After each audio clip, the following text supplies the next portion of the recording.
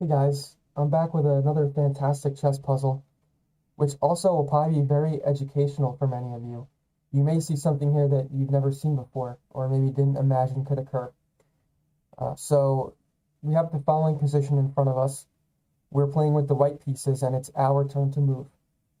And I would suggest here pausing the video for a second, gathering your thoughts on the position, and try to figure out who do you think's winning here. And whether you think black or white's winning, why do you think they're winning? What's your reasoning behind that? So there's a couple of ways of looking at this. The first and most basic way is counting material. And what do I mean by material? Each piece on the board and pawn actually has a point value. So all pawns are worth 1 point each. Minor pieces, which are knights or bishops, are worth 3 points. Rooks are worth 5 points. So they're a little bit more valuable than minor pieces. And queens are actually worth 9 points. So a queen is basically almost as worth the same as 2 rooks. So you can see here that white and black both have the same number of pawns. Black and white also both have queens, but black has a rook and white has a knight. So technically white is down 2 points of material. You also might notice that if it were black's turn here, the game would already be over. And I'll show you how. So let's say white makes some silly move here. Rook to e1 check is checkmate automatically. This is known as a back rank checkmate. There's nowhere for the king to go here. His own pawns are basically locking him in. And this is a pretty common checkmate and error, especially at beginner levels where your king has nowhere to go here. Even queen a1 check is really checkmate. The only move white can make here is d1, blocking the inevitable checkmate here. So it's very good that it's our turn, because otherwise this game would be over already. So there's a couple things going against us here. And the fact that we have this looming checkmate kind of guides us in realizing how dire the situation is for white and what we need to do quickly to kind of avoid that scenario. So let's go back to the starting position. One move you might notice here is the queens are both attacking each other. So one move white can make is capturing that queen on a8. The reason that works is because black can no longer move this rook. This rook is what is known as pinned to its position.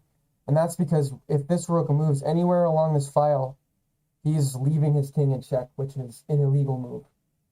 So by playing a8 capture, we actually force black to capture our queen. And in capturing that queen, we now have another turn here to kind of move either one of these pawns forward, which would prevent this checkmate. So now if black plays a1 check, we can move our king. And as you can see here now, we are basically no longer going to be in threat of any immediate checks from the rook because we're hiding behind that pawn. Now this is pretty good. This is better than losing, but as I said before, we're still down material, so not quite what we're looking for here. It'll be quite a battle winning this game, or hopefully winning, maybe drawing it if we're good. So that's one move, not ideal. So what's another move we can look into here? So another move is knight f7 check. So any check requires your opponent to deal with that check before making a move. So they can't simply move their rook or their queen on the next move. It's not allowed. And you'll also notice that neither of these pieces can capture the knight as well. So we have knight f7 check. Where can the black king move? Black king only has one move here. The black king is also trapped by his 2 pawns. So the only move the black king can make is g8. At this point, you might also be noticing now that as soon as we move this knight, the black king will also be in check. And that's because we are x-raying the black king with our queen. So when this knight goes anywhere, any of the following squares, this king is going to be in check. The black also has to respond to that. So where's the best place to move this knight? We can check out d8, that's a possibility. d6 is a possibility. e5 is a possibility. These all run through the same kind of issue here, though, which is the following problem. Wherever we put this knight, yes, the black king is in check. The black king could move, but a better move for black here would be to capture the white queen. So he's capturing the piece that's putting him in check. And at this point, this is just a totally lost position for white. He's down his queen as well now, and there's basically nothing you can do here. So none of these knight moves are good. However, knight to h6 check is a great move. And this is what's known as a double check. You can see that the knight, as well as the queen, are checking the king. And anytime there's a double check, this king here has to move. And that's because since there's two pieces putting him in check, capturing either piece still leaves him in check. And that is not allowed.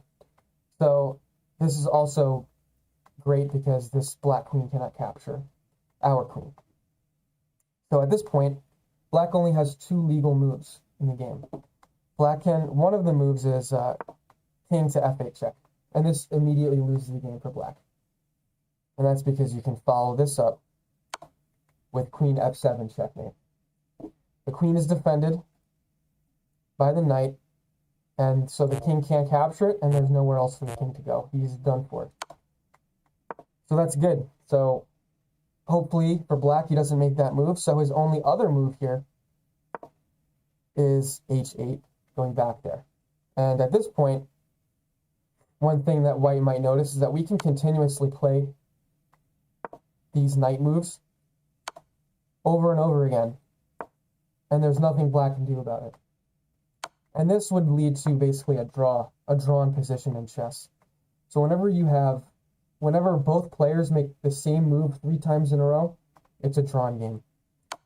So this is also good for white to know. It's good for us to know we can do this if we don't see anything else.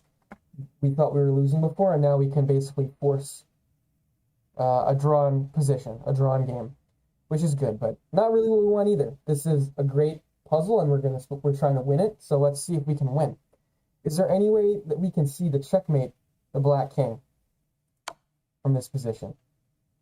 You guys should pause the video again, think about it, and I'll show you in a second the move that we can employ here to win us the game.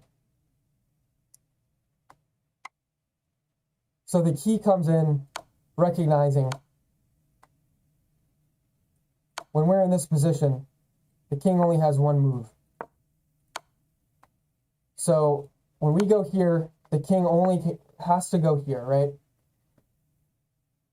And you'll notice, I guess what you're looking for is if this rook or another piece was actually blocking the king on the g8 square, when we play this knight to f7 check, the king would actually be checkmated. He would have nowhere to go. So how can we do that?